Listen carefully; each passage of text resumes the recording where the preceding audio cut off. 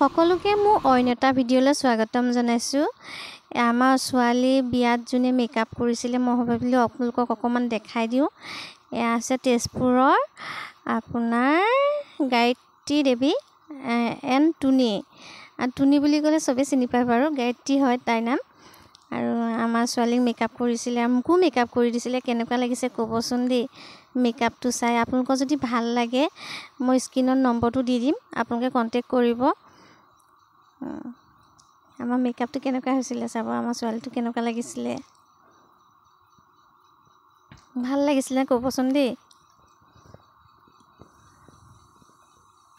আৰু এটা জমনি কথা কি জানে, যেতিয়া যে ফটো উঠিবৰ কাৰণে তাৰমানে কেমেৰামেনে কথা পাতি থাকা তেতিয়া কি কথা নাহিবা ৰখা